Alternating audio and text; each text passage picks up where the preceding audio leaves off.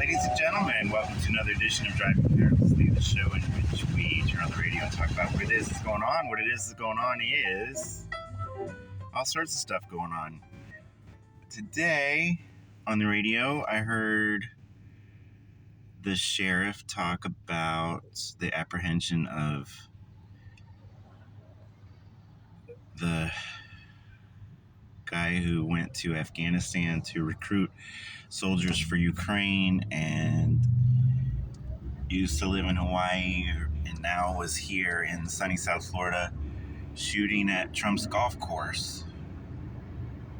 So the sheriff was on TV, the sheriff was on the radio.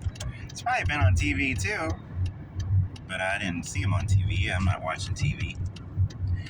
The sheriff was on the radio on Legends 100.3 WLML FM, the home of the Great American Songbook, Standards by the Sea.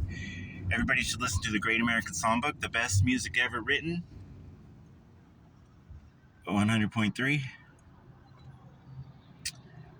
Or just search for the Great American Songbook on the radio. So the sheriff was talking about the technology that reads license plates. And apparently it reads a lot of license plates automatically. I heard about that technology before, and even when I was a little kid, I thought, maybe there should be some kind of technology that just reads all the license plates, as opposed to policemen waiting until somebody does something suspicious and then typing in their license plate. But of course, that gets into surveillance issues. Do we want the authorities to know where every car is at every time? It's not to that extent, but do we want to go down that road or do we not? So they caught the guy. He was the Trump International Golf Course. I go by quite a bit on my way to work. There's 100 ways I can go to work, but that's one of the ways I go to work. I go right by it. It's right by the library, the big main library, and it's right by the airport, and it's right by a fire station, and it's right by I-95. So it's a convenient location to get out of town quickly, because that's how you go. You go 95 and get out quickly. So the guy went to Martin County, which is a little ways away, before he got caught. And he got caught because there was a witness that noticed the license plate, took a picture of the license plate. So I guess if people, normal public, have the ability to take pictures of everything, and the police have the ability to track everything, so it's just, a different age. But it doesn't seem too incredible that they caught him by the time he went to another county. But they caught him, supposedly. All this is just a story, and I don't know how much of it I believe, but that's the story, ladies and gentlemen, of the shooter shooting in Palm Beach County.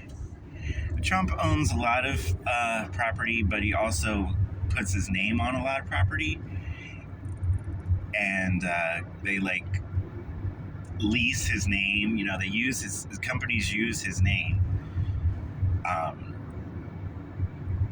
So it's not just a golf course, it's the Trump golf course, and there's a lot of Trump places that have his name, and then there's Trump places that he actually owns or owns part of. And I'm not sure about that one, but that one's been there a long time, long before he bought Mar-a-Lago. Mar-a-Lago is on the beach in Palm Beach, and the Trump International Golf Course is over here with the more normal people, not on the island of Palm Beach, which isn't an island, but it's here in West Palm Beach, where it's more of a normal suburban city as opposed to a enclave of rich people. So the Trump golf course is not particularly close to Mar-a-Lago. They just are both two different properties that are associated with him. So I'm trying to think, okay, how did I feel when Reagan was shot? And Reagan was actually hit, right? And Reagan went into surgery, and Alexander Haig said, "I am in control" on TV, which seems like a good thing because I always thought we needed a president in control all the time. And if the president was in surgery, somebody else should be acting as president. But now we've got somebody else acting as president. We don't even know who they are for 6 months, and nobody cares. They just care what's going to happen in November. But what's going to happen between November and January, people? And if we don't need a president now, do we need a president in January? I always thought we needed a president, but I guess we don't. It just matters who's gonna be president. The future matters. The present doesn't matter anymore to people. Actually, somebody actually said that.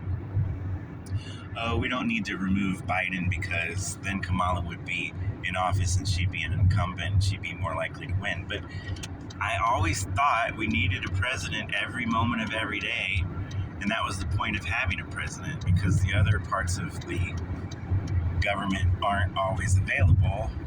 The Supreme Court and the Congress are not always in session, but the president, the commander-in-chief, is supposed to be available 24/7, not be unable to hold the duties of his office. So it's this very confusing time where people don't think we need a president, but they also think the most important thing in the world is who's going to be president.